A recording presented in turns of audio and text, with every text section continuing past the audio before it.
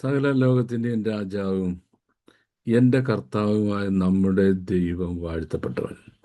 ആ ധന്യവും നിസ്തുല്യ നാമത്തിൽ എല്ലാ ദൈവങ്ങൾക്കും ഹൃദ്യമായി സ്നേഹമെന്നു അറിയിച്ചുകൊണ്ട് അപ്രതീക്ഷിതമായ സമയത്ത് ഒരു ചെറിയ വീഡിയോ ചെയ്യാൻ ആഗ്രഹിക്കുന്നതിൽ നിങ്ങളെ സ്വാഗതം ചെയ്യുന്നു. ഞാൻ കുറേ ദിവസങ്ങളായിട്ട് ഇപ്പം നമ്മുടെ പബ്ലിക്കിന് വേണ്ടിയുള്ള വീഡിയോ ഒന്നും ഇടുന്നില്ല. എൻ്റെ ക്രിസ്ത്യൻസ് എലീറ്റിലെ ബൈബിൾ ടോക്ക് ഷോ, ബൈബിൾ ഇൻസൈറ്റും ബൈബിൾ ടോക്ക് ഷോ, ഈ രണ്ട് പ്രോഗ്രാം വഴിയോ മറ്റൊന്നും ചെയ്യുന്നില്ല. അത് സമയത്തിന് കുറവുകൊണ്ടാണ്. ഒന്ന് മാത്രമല്ല, കുറച്ചു നേരം ഒന്നും മിണ്ടാതിരിക്കാം എന്നുള്ളത് കണ്ടായിരുന്നു. പക്ഷേ ഇപ്പോൾ നടക്കുന്ന സാഹചര്യം എന്ന് പറയുന്നത് പെന്തക്കോസ്ത് ലോകത്ത് നടക്കുന്ന സാഹചര്യങ്ങൾ, അത് പ്രിസൈസായിട്ടാണ്. അത് എന്നെ സംബന്ധിച്ചുള്ള വ്യക്തിപരമായിട്ട് എനിക്ക് വളരെ വേദനയും സങ്കടവും, to a great extent sense of frustration ഉളവാക്കുന്നൊരു കാര്യമാണ്. അങ്ങനെ സപ്പോസ് എനിക്ക് അതിനെപ്പറ്റി ഒരു വേദനയുമില്ല, സങ്കടവും ഇല്ലെന്നിരിക്കട്ടെ, then I am not a real child of God. കാരണം ദൈവജനം നശിച്ചു പോകുന്നു. ദൈവദാസന്മാർക്ക് അതിൽ സങ്കടം തോന്നുന്നില്ല, കരച്ചിൽ വരുന്നില്ല, ഹൃദയഭാരം ഉണ്ടാകുന്നില്ല എന്ന് പറഞ്ഞാൽ പിന്നെ അവരെന്തോ ദൈവദാസന്മാരാണ് എന്നുള്ള ചോദ്യമാണ് വരുന്നത്. ഞാനൊരു ദൈവദാസൻ, ഒരു ബൈബിൾ അധ്യാപകൻ, ഒരു പാസ്റ്റർ എന്ന നിലയ്ക്ക് എൻ്റെ what sort of a servant of God I am, ഞാൻ എന്തോ ദൈവദാസനാണ് എന്നുള്ള ചോദ്യമാണ് ഞാൻ ഈ സമയത്ത് മിണ്ടാതിരിക്കുമ്പോൾ എനിക്ക് എൻ്റെ നേരെ ഉണ്ടാകുന്നത്. അപ്പം അതുകൊണ്ട് എൻ്റെ ഈ ചെറിയ ടോക്ക് കേൾക്കാൻ സാധ്യതയുള്ള ദൈവമക്കളോട് ചില കാര്യങ്ങൾ ഷെയർ ചെയ്യണം ഞാൻ ആഗ്രഹിക്കുക. മുഖവരയായിട്ട് ഞാൻ ആരെയെങ്കിലും വിമർശിക്കാനോ പേരെടുത്ത് പറയുന്നതിനോ അല്ലെങ്കിൽ ഒരു വിമർശനം എന്ന കാര്യത്തിലേക്ക് ഞാൻ ഈ ടോക്ക് കൊണ്ടുപോകുന്നില്ല. അതല്ല എൻ്റെ ഉദ്ദേശം. വിമർശനം എന്ന് പറയുമ്പോൾ ഇപ്പം നമ്മൾ എന്തുകൊണ്ടാണ് ഒരാളെ വിമർശിക്കുന്നത്? നമ്മൾ വിമർശിക്കുന്നത്, ഇപ്പം ഞാനാണെങ്കിൽ ഒരു പോസിറ്റീവ് ക്രിറ്റിസിസം ഒരുപാട് ഇഷ്ടപ്പെടുന്ന ആളാണ്. ചിലപ്പോൾ നെഗറ്റീവ് ക്രിറ്റിസിസവും ഉണ്ട്. കാര്യം ഒരുപാട് ക്രിറ്റിസിസത്തിൽ കൂടെ മാത്രം വളർന്നു വന്ന ഒരാളാണ് ഞാൻ. വിമർശനം എന്നുള്ളത് മാത്രം എല്ലാ ദിവസവും ഒരു പക്ഷെങ്കിൽ 24/7 കേട്ട് വളർന്നു വന്ന ഒരാളാണ് ഞാൻ. ആ വിമർശനം കൊണ്ടാണ് എനിക്ക് എന്തെങ്കിലും 4 ക്ലാസ് പഠിക്കാനും 2 ലക്ഷം അറിയാനും ദൈവമക്കൾക്ക് വചനം പറഞ്ഞു കൊടുക്കാനും ഒരു ദീർഘവർഷങ്ങൾ അധ്യാപകനായിട്ട് ജോലി ചെയ്യാനും ഒക്കെ ഇടയായത്. അത്രയും എന്നെ വളർത്തിയത് എൻ്റെ വിമർശകരാണ്. നല്ലവണ്ണം വിമർശിക്കാൻ എനിക്ക് ആളുണ്ടായിരുന്നു. പ്രത്യേകിച്ച് എൻ്റെ പേരൻസും എൻ്റെ എൽഡർ ബ്രദറും എൻ്റെ ഗ്രാൻഡ് പേരൻറ്റും ഒക്കെ എന്നെ നല്ലവണ്ണം വിമർശിക്കുമായിരുന്നു. ഞങ്ങളുടെ ചർച്ചിലെ പാസ്റ്റേഴ്സും നല്ലവണ്ണം എന്നെ വിമർശിക്കുമായിരുന്നു. അപ്പം വിമർശനം നല്ലതാണ്. എപ്പോഴാണ് വിമർശിക്കുന്നത്? when we have hope about the person whom we criticize. നമ്മൾ ആരെയും വിമർശിക്കുന്നു, അവരെപ്പറ്റി നമുക്ക് പ്രതീക്ഷയുണ്ട്, നന്നാകും, തിരികെ വരും, യഥാസ്ഥാനപ്പെടും, ദൈവഗത പ്രകാരമായി തീരും എന്ന പ്രതീക്ഷയുള്ളിടത്ത് മാത്രമേ വിമർശനം ഉണ്ടാകുന്നുള്ളൂ. അല്ലാത്തടത്ത് വിമർശനം ഉണ്ടാകുന്നില്ല. So no criticism from my side. ഇതിൽ എൻ്റെ ഈ വീഡിയോയുടെ ടൈറ്റിൽ വീഴാതിരിക്കാൻ എന്നുള്ളതാണ്. നമ്മൾ പിടിച്ച വിശ്വാസം അന്ത്യത്തോളം കൊണ്ടുപോകാൻ കഴിഞ്ഞില്ല എങ്കിൽ, ഓരോരുത്തർക്കും വിശ്വാസത്തിൻ്റെ അളവ് വ്യത്യസ്തമായിട്ടാണ് ലഭിച്ചിരിക്കുന്നത്. 2, തിരുവെഴുത്തുകളെ പറ്റിയുള്ള അറിവും വ്യത്യസ്തമായി ലഭിച്ചിരിക്കുന്നത്. എല്ലാവർക്കും ഒരേ ലെവലിലുള്ള അറിവല്ല തിരുവെഴുത്തുകളെ പറ്റിയുള്ളത്. എനിക്ക് ലഭിച്ച കൃപ, എനിക്ക് ലഭിച്ച തിരുവെഴുത്തെ പറ്റിയുള്ള ജ്ഞാനം ഒരുപക്ഷെ മറ്റെല്ലാവർക്കും ലഭിച്ചിട്ടില്ലായിരിക്കും. ഇനി എന്നേക്കാൾ വളരെ ഉയരത്തിൽ കാര്യങ്ങൾ ഗ്രഹിക്കാൻ കഴിഞ്ഞ ആളുകളാണ് മറ്റ് അനേകരും. അപ്പോൾ നമുക്ക് ഓരോരുത്തർക്കുള്ള ഉത്തരവാദിത്വം, നമുക്ക് ലഭിച്ച കൃപയിൽ, നമുക്ക് അറിയാൻ കഴിഞ്ഞ വചനജ്ഞാനത്തിൽ, നമുക്കറിയാൻ കഴിഞ്ഞ വിശ്വാസത്തിൽ നമ്മൾ നിലനിൽക്കുക എന്നുള്ളതാണ്. ഇപ്പം നമ്മൾ ദൈവ സാന്നിധ്യത്തിൽ വന്നു, രക്ഷിക്കപ്പെട്ട് വന്നു, നമ്മൾ ദൈവരാജ്യത്തിൻ്റെ അംഗങ്ങളായി.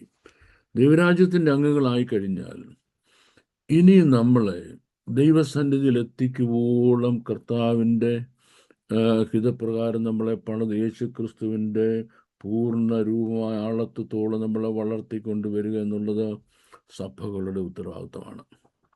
ദൈവവും നമ്മളും തമ്മിലുള്ള ബന്ധം വെർട്ടിക്കൽ ഹൊറിസോൺഷ്യൽ റിലേഷനാണ്. നമ്മൾ രക്ഷിക്കപ്പെടുന്ന വെർട്ടിക്കൽ. സഭ നമുക്കൊണ്ട് പ്രാർത്ഥിച്ചിട്ടല്ല, മീൻസ് സഭ പ്രാർത്ഥിക്കരുന്നില്ല പറഞ്ഞ് പിതാവ് ആകർഷിച്ച് നമ്മൾ പുത്രൻ്റെ അടുത്ത് വന്നു, അത് വെർട്ടിക്കൽ റിലേഷനാണ്. ഇനി അതിനുശേഷം നമുക്ക് സ്നാനപ്പെടണം, അത് സഭയാണ് സ്നാനപ്പെടുന്നത്. നമുക്ക് അപ്പോസ്തലന്റെ ഉപദേശം വേണം, അത് സഭയാണ് തരുന്നത്.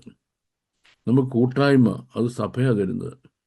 നമുക്ക് വിശുദ്ധ തിരുവത്താഴ ശുശ്രൂഷ, അത് സഭയാണ് തരുന്നത്. അപ്പോസ്തലന്മാരുടെ ഉപദേശം എന്ന് പറയുന്നത് സീരിയസ് ബൈബിൾ സ്റ്റഡിയാണ്, നമ്മുടെ നിത്യതയിലേക്ക് എത്തിക്കുന്നതിനുള്ളത്, അത് സഭയാണ് തരുന്നത്. ഇനി നമുക്ക് പ്രാർത്ഥനയ്ക്ക് നമ്മളെ സഹായിക്കാൻ നമ്മുടെ സഭയാണ് വേണ്ടത്. അപ്പോൾ സഭയുടെ റോള് വളരെ വലുതാണ്, ഒരു വ്യക്തിയെ ദൈവസന്നിധിയിൽ എത്തിക്കുക എന്നുള്ളത്. പക്ഷെ നമ്മൾ ഇന്ന് കാണുന്ന പ്രവണതകൾ കണ്ട് ഏതെങ്കിലും ഒരു സഭയ്ക്ക് ഞങ്ങളുടെ കൂടെ വരിക, ഞങ്ങൾ വചനപ്രകാരം നിങ്ങളെ പണിയാം എന്ന് പറയുവാൻ കഴിയത്തില്ല എന്ന് നമുക്കറിയാം. നമ്മുടെ വാഴ്ത്തപ്പെട്ട കർത്താവ് ഭൂമിയിൽ ദൈവസഭ സ്ഥാപിക്കാൻ, കർത്താവ് എന്തിനാണ് വന്നത്? ദൈവസഭ സ്ഥാപിക്കാനാണ് വന്നത്. ദൈവസഭ സ്ഥാപിക്കാനാണ്, to establish the church of God, the kingdom of God. അതാണ് എൻ്റെ പർപ്പസ്. അപ്പോൾ അതിനെപ്പറ്റി സഭയ്ക്ക് ഫണ്ടമെൻ്റൽ ഡോക്ട്രിൻസ് കൊടുക്കുന്നത് ആദ്യം. ഇപ്പം നമ്മുടെ ഇന്ത്യ ഒരു സ്വതന്ത്ര പരമാധിക രാജ്യമായി മാറുന്നത് നമുക്ക് ആദ്യം കോൺസ്റ്റിറ്റ്യൂഷൻ വേണം.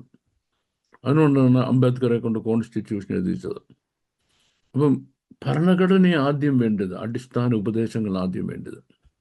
നമ്മുടെ വാഴ്ത്തപ്പെട്ട കർത്താവ് ഗിരിമുകൾ കയറിയിരുന്ന് ഒരു വലിയ കൂട്ടം ആളുകളെ വിളിച്ചു വരുത്തിയിട്ട് 40 കൂട്ടം കാര്യങ്ങൾ പഠിപ്പിച്ചു. 40 കൂട്ടം കാര്യങ്ങൾ പഠിപ്പിച്ച ശേഷം അവരോട് പറഞ്ഞു, എൻ്റെ ഈ കൽപ്പനകളെ കേട്ട് പ്രമാണിക്കുന്നവൻ, കേട്ടാൻ പറ്റത്തില്ല, പ്രമാണിക്കുന്നവൻ പാറമേൽ വീട് പണിയുന്ന ബുദ്ധിയുള്ള മനുഷ്യനോട് സദൃശം. പാറമേൽ അടിസ്ഥാനമിട്ട് വീട് പണിയുന്ന ബുദ്ധിയുള്ള മനുഷ്യൻ. So what is the foundation or the fundamental doctrine of the church of God? ദൈവസഭയുടെ അടിസ്ഥാന ഉപദേശം എന്തുവാ? അടിസ്ഥാന ഉപദേശം നമ്മുടെ വാഴ്ത്തപ്പെട്ട കർത്താവ് പഠിപ്പിച്ച 40 കൂട്ടം കാര്യങ്ങളാണ്. അവിടുന്ന് എക്സ്റ്റെൻഡ് ചെയ്തു പോവുകയാണ്, എക്സ്പാൻഡ് ചെയ്തു അപ്പോസ്തലന്മാരിലൂടെ. അങ്ങനെയാണ് ഫുൾ ഡോക്ട്രിൻ നിലവിൽ വരുന്നത്. അപ്പോൾ ഈ ആദ്യത്തെ ബേസായ നമ്മുടെ വാഴ്ത്തപ്പെട്ട കർത്താവിൻ്റെ ഗിരിപ്രഭാഷണത്തിൽ പഠിപ്പിച്ച കാര്യങ്ങൾ, അത് ഇന്ന് പെന്തക്കോസ്റ്റ് ലോകത്തിൽ പ്രസംഗിക്കാൻ പറ്റത്തില്ല. നേതാക്കന്മാർക്ക് ആർക്കും പ്രസംഗിക്കാനൊക്കത്തില്ല. കാര്യം പ്രസംഗിക്കാൻ പറ്റത്തില്ല. അത് പ്രസംഗിച്ചാൽ നമുക്ക് വേറൊരു കൂട്ടു സഹോദരനെതിരായിട്ട് കേസ് കൊടുക്കാൻ പറ്റത്തില്ല, കോടതി പോകാൻ പറ്റത്തില്ല. അതനുസരിച്ച് നമുക്ക് വേറൊരാളുടെ വിരോധം മനസ്സിൽ കൊണ്ടു നടക്കാൻ പറ്റത്തില്ല. അതനുസരിച്ച് അവൻ നിസാരനാണ് എന്ന് കാണിക്കുന്ന രീതിയിൽ ഇടപെടാൻ പറ്റത്തില്ല. സഹോദരനെ നിസാര എന്ന് വിളിച്ചാൽ നീ ന്യായ സംഭവത്തിന് മുമ്പിൽ നിൽക്കേണ്ടി വരുമെന്നാ, അല്ലേ? ഭോഷ എന്ന് വിളിച്ചാലോ നീ അഗ്നി നരകത്തിൻ്റെ ഇരയാകും. ഇതാരാ പറഞ്ഞത്? നമ്മുടെ വാഴ്ത്തപ്പെട്ട കർത്താവാണ്, അല്ലേ? അങ്ങനെ ഓരോ കാര്യങ്ങൾ ഇങ്ങോട്ട് പറഞ്ഞു വരുമ്പം പെന്തക്കോസ്റ്റ് ലോകത്തിന് അത് പ്രസംഗിക്കാനേ പറ്റത്തില്ല. അതുകൊണ്ട് പെന്തക്കോസ്റ്റ് ലോകം അത് പ്രസംഗിക്കുന്നേയില്ല. അതിൻ്റെ വിടുതൽ വരുന്നു പിടിച്ചോ എന്ന് പറഞ്ഞൊക്കെ ഉള്ള ചില പ്രഹസനങ്ങളല്ലാതെ അടിസ്ഥാന ഉപദേശങ്ങൾ പഠിപ്പിക്കാൻ സഭകൾക്ക്, പെന്തക്കോസ്റ്റ് സഭകൾക്ക് കഴിയാൻ വയ്യാത്ത ഒരു കാലഘട്ടത്തിൽ എത്തിയിരിക്കുകയാണ് ഇപ്പോൾ. പക്ഷേ ഈ ഫണ്ടമെൻ്റൽ ഡോക്ട്രിൻസ് നമ്മൾ പഠിച്ചിരുന്നില്ല, വിശുദ്ധ തിരുവെഴുത്ത് നമ്മൾ അറിയുന്നില്ല. അറിയാതെ ഉള്ള കുഴപ്പം എന്താ? നിന്നെ രക്ഷയ്ക്ക് ജ്ഞാനിയാക്കുന്ന തിരുവെഴുത്തിൻ്റെ ഒരു സർട്ടൻ പെർസെൻറ്റേജ് നിങ്ങൾക്ക് അറിയില്ല എങ്കിൽ നിങ്ങൾക്ക് രക്ഷയ്ക്കുള്ള ജ്ഞാനമില്ലാതെ വരും. അപ്പോൾ ദൈവമക്കളായതും സഭയിൽ ചേർന്നതും പാടിയതും പ്രാർത്ഥിച്ചതും പ്രവചിച്ചതും പ്രസംഗിച്ചതും സഭയ്ക്ക് വേണ്ടി കൊടുത്തതും ചെലവിട്ടതും ചെലവായതും ഇതെല്ലാം നിഷ്പ്രയോജനകരമാകും ഏതില്ലെങ്കിൽ തിരുവെഴുത്തുകൾ നിങ്ങൾക്ക് അറിയത്തില്ലെങ്കിൽ. നമ്മുടെ വാഴ്ത്തപ്പെട്ട കർത്താവ് യഹൂദന്മാരോട് പറഞ്ഞു, നിങ്ങൾ തിരുവെഴുത്തുകളിൽ നിലനിന്നാൽ നിങ്ങൾ സാക്ഷാൽ എൻ്റെ ശിഷ്യന്മാരായി. അല്ലേ? നിങ്ങൾ തിരുവെഴുത്തുകളിൽ നിലനിന്നാൽ എൻ്റെ ശിഷ്യന്മാരായി. ഇനിയും സത്യം നിങ്ങൾ അറിയുകയും സത്യം നിങ്ങളെ സ്വതന്ത്രരാക്കുകയും ചെയ്യും. നിങ്ങൾ സത്യം അറിയുകയും, ദൈവവചനം അസത്യം, ആ സത്യം നിങ്ങളെ സ്വതന്ത്രരാക്കും. അപ്പം സത്യമാണ് നമ്മളെ അൾട്ടിമേറ്റ് റിലീസ്ഡാക്കി ദൈവസന്നിധിയിൽ എത്തിക്കുന്നത്. ദൈവവചനമാണ്. പക്ഷെങ്കിൽ ഇന്ന് കാണിക്കുന്ന ഈ കലാപരിപാടി, ഞാനൊന്നും വ്യക്തികളെയും പറയുന്നില്ല, പ്രസ്ഥാനങ്ങളൊന്നും പറയുന്നില്ല, ടോട്ടൽ എടുക്കാം, കാണിച്ചിട്ട് ഇവർക്ക് ആർക്കും ദൈവവചനം നമുക്ക് പൊരുൾ തിരിച്ചു തരാൻ കഴിയത്തില്ല. നമുക്കോ വചനം നമ്മുടെ ഉള്ളിൽ വസിച്ചെങ്കിൽ മാത്രമേ, വചനം ഉള്ളിൽ വസിച്ചെങ്കിൽ മാത്രമേ നമ്മുടെ പ്രാർത്ഥനയ്ക്ക് മറുപടി കിട്ടത്തുള്ളൂ. അപ്പം കർത്താവ് പറയാണ്, നിങ്ങൾ എന്നിലും എൻ്റെ വചനം നിങ്ങളിലും വസിച്ചാൽ, നിങ്ങൾ എൻ്റെ നാമത്തിൽ പിതാവിനോട് ചോദിക്കുന്നത് പുത്രൻ മഹത്വപ്പെടുകയും ചെയ്തു തരും. ഈ വചനം നമ്മുടെ ഹൃദയങ്ങളിൽ എഴുതി വെക്കേണ്ട ചുമതല ആർക്കാ? നമ്മളെ നയിക്കുന്ന നമ്മുടെ ലീഡേഴ്സിനുള്ളതാണ്. അതിനവർക്ക് എവിടെ സമയം, അല്ലെങ്കിൽ താല്പര്യം, അല്ലെങ്കിൽ അവർക്ക് അതിനുള്ള സാവകാശം എവിടെ? രണ്ടാമത്തെ കാര്യം, അവരിന്ന് കാണിച്ചു വെക്കുന്ന ഒന്നും, നിങ്ങൾ കാണുന്നതൊന്നും ദൈവവചനം അനുശാസിക്കുന്ന കാര്യങ്ങളല്ല. നിങ്ങൾ കാണുന്ന ഒന്നും നമ്മുടെ വാഴ്ത്തപ്പെട്ട കർത്താവ് അനുവദിക്കുന്ന കാര്യമല്ല. നമ്മളെ വിലയ്ക്ക് വാങ്ങിയത്, ചങ്കിലെ ചോര കൊണ്ട് വിലയ്ക്ക് വാങ്ങിയത് ഏതെങ്കിലും ഒരു പ്രസ്ഥാനത്തിൻ്റെ നേതാവല്ല, മറിച്ച് നമ്മുടെ വാഴ്ത്തപ്പെട്ട കർത്താവാണ്. അപ്പം നിങ്ങളാരെങ്കിലും സഭ മാറാനോ മറ്റിടത്ത് പോകാനോ ഒന്നും ഞാൻ പറയുന്നത്, ഞാൻ പറഞ്ഞത് അതൊന്നും എൻ്റെ പണിയല്ല. പക്ഷെങ്കിൽ നിങ്ങൾ സ്വർഗത്തിൽ പോകണം. നിങ്ങൾ കർത്താവിൻ്റെ കാഹളത്തെങ്കിൽ കൈവിടപ്പെടരുത്. നമ്മുടെ കർത്താവിൻ്റെ മടങ്ങി വരേണ്ട എല്ലാ ലക്ഷണങ്ങളും ഭൂമിയിൽ നിറവേറിക്കൊണ്ടിരിക്കുക, ഓരോ ദിവസവും നിറവേറിക്കൊണ്ടിരിക്കുക. അപ്പോൾ ഇവിടെ നമുക്ക് ചെയ്യാനുള്ളത്, നമ്മുടെ കർത്താവിൻ്റെ വചനം പഠിക്കണം, ആഴത്തിൽ പഠിക്കണം.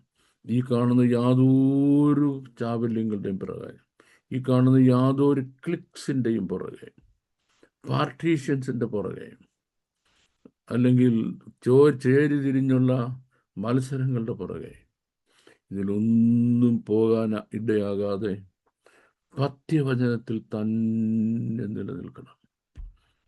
പഥ്യവചനത്തിൽ തന്നെ നിലനിൽക്കണം. ഞാൻ വളരെ ഹൃദയഭാരത്തോടെ ഇത് പറയുന്നത്, കാരണം വർഷങ്ങൾക്ക് മുൻപ് എന്നെ ദൈവം കഷ്ടതയുടെ തീച്ചൂളയ്ക്കകത്ത് ഇട്ട് ഉരുക്കി. എന്നോട് പറഞ്ഞതെന്നറിയാമോ? ഇങ്ങനെ നിന്നോട് ചെയ്യാൻ കാര്യം, എൻ്റെ വരവിന് വേണ്ടി ഒരുക്കമുള്ള ഒരു ജനത്തെ നീ വേർതിരിക്കണം. എൻ്റെ വരവാറായി ഒരുക്കമുള്ള ഒരു ജനത്തെ വേർതിരിക്കണം. ഒരുക്കമുള്ള ഒരു ജനത്തെ വേർതിരിക്കാൻ എന്താ? പുതിയ സഭ സ്ഥാപിക്കുകയാണോ വേണ്ടിയത്? പുതിയ പ്രസ്ഥാനം തുടങ്ങുകയാണോ വേണ്ടിയത്? പുതിയൊരു മൂവ്മെൻ്റ് കണ്ടാണോ വേണ്ടിയത്? ഒരുപാട് പ്രസ്ഥാനങ്ങളും സഭകളും മൂവ്മെൻറ്റും നമ്മൾ കണ്ടു കഴിഞ്ഞു. ഇനി നമുക്ക് ഒരുങ്ങുക എന്നുള്ള ഒറ്റ കാര്യമുള്ളൂ.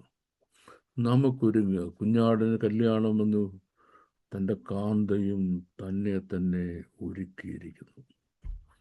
തന്നെ തന്നെ ഒരുക്കിയിരിക്കുന്നു. അതിനർത്ഥം എന്താ?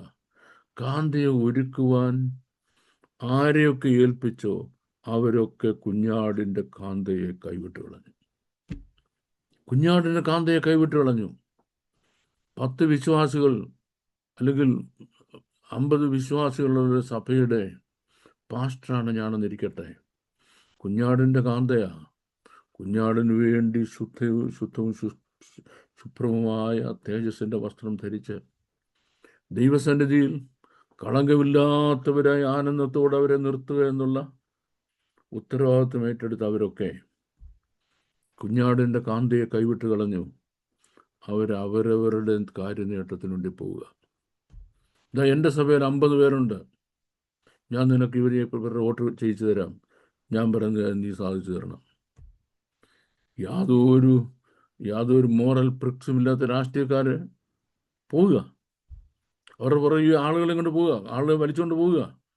ഇതാ ഇത്രയും പേരുണ്ട് എൻ്റെ കൂടെ, ഇവർ വോട്ട് ഞാൻ മേടിച്ചു തരാം, നിങ്ങൾ ഞാൻ പറഞ്ഞു കേൾക്കണമെന്ന് പറഞ്ഞു.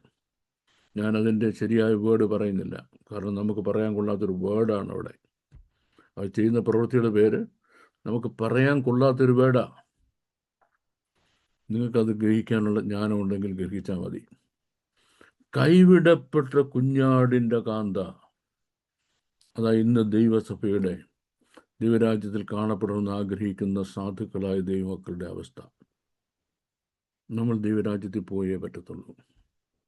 അവിടേക്ക് നമ്മളെ എത്തിക്കാൻ കഴിയുന്ന ഒരേ ഒരു കാര്യം ദൈവവചനമാണ്. ആ ദൈവവചനം നിങ്ങൾ ആഴത്തിൽ പഠിക്കണം. എനിക്ക് പേഴ്സണലായ ഒരു ഗെയിനും ദൈവവചനം പഠിപ്പിച്ചുകൊണ്ടില്ല. പേഴ്സണലായ ഗെയിൻ എന്നുള്ളതല്ല ഞാൻ ചെയ്യുന്നത്. നോ, ഈ ദൈവം എന്നോട് പറഞ്ഞു തന്ന ഈ കാര്യം, ഒരുക്കമുള്ള ഒരു ജനത്തെ വേർതിരിക്കണം എന്നുള്ളത്. ആ പർപ്പസോടുകൂടി ഞാൻ ഈ സിസ്റ്റമാറ്റിക് ബൈബിൾ സ്റ്റഡി എന്ന എൻ്റെ എത്രയോ വർഷങ്ങളായി തുടർന്നുകൊണ്ടിരിക്കുന്ന ബൈബിൾ സ്റ്റഡി നടക്കുന്ന ഇപ്പോഴും തിരുവെഴുത്തുകൾ വളരെ ശ്രദ്ധിച്ച് ഓരോ വാക്കുകളും അക്ഷരങ്ങളും പെറുക്കി അതിൻ്റെ ഉള്ളിൽ കൂടെ പോയി അതിൻ്റെ പശ്ചാത്തലവും ഒളിഞ്ഞിരിക്കുന്ന അർത്ഥങ്ങളും യഥാർത്ഥ രൂപവും മനസ്സിലാക്കി തെളിവാർന്ന ദൈവവചനം, ഒരു കലർപ്പില്ലാത്ത പാല് അനേകായിരം ദൈവമക്കൾ കൊടുത്തുകൊണ്ട് സിസ്റ്റമാറ്റിക് ബൈബിൾ സ്റ്റഡി എന്ന എൻ്റെ പ്രോഗ്രാം വളർന്നുകൊണ്ടിരിക്കുകയാണ്. ഞാനിതൊരു അഡ്വർടൈസ്മെൻറ്റിൻ്റെ അല്ല പറയുന്നത്, എനിക്ക് പരസ്യം വേണ്ടി പറയുകയല്ല. നിങ്ങൾ ദൈവവചനം പഠിക്കണം. ഒരു സാഹചര്യം ഉണ്ടാകുമ്പോൾ, വഷളായ ഒരു സാഹചര്യത്തിൽ നമുക്ക് അവരെ കുറ്റം പറയാം, ഇവരെ കുറ്റം പറയാം, അതിലൊരു കാര്യമില്ല. ഇതിൽ നമുക്കെന്ത് ചെയ്യാൻ കഴിയും? എനിക്ക് ചെയ്യാൻ കഴിയുന്ന ഒരേ ഒരു കാര്യം, ദൈവവചനം ദൈവത്തിൻ്റെ കർത്താവിൻ്റെ മക്കളെ കുഞ്ഞാടിൻ്റെ കാന്തയെ വചനം പഠിപ്പിച്ച് ഒരുക്കുക. നിങ്ങൾക്ക് ചെയ്യാൻ കഴിയാവുന്ന കാര്യം, നിർമ്മല സുവിശേഷം, പഥ്യോപദേശം, പഥ്യവചനം വന്ന് പഠിക്കുക. അപ്പോൾ എന്താ ചെയ്യുന്നത്? ഈ വചനം നിങ്ങളെ നിത്യതയ്ക്ക് വേണ്ടി ഒരുക്കും. ബൈബിൾ സ്റ്റഡിക്ക് ചേരാൻ താല്പര്യമുള്ളവർക്ക് അതിൻ്റെ എല്ലാ വിശദാംശങ്ങളും കിട്ടുന്നതിന് വേണ്ടി എൻ്റെ നമ്പർ താഴെ കൊടുത്തിട്ടുണ്ട്. ആ നമ്പറിൽ വിളിച്ചാൽ മതി. ദൈവം നിങ്ങളെല്ലാവരും അനുഗ്രഹിക്കുമാറാകട്ടെ. Thank you very much. By.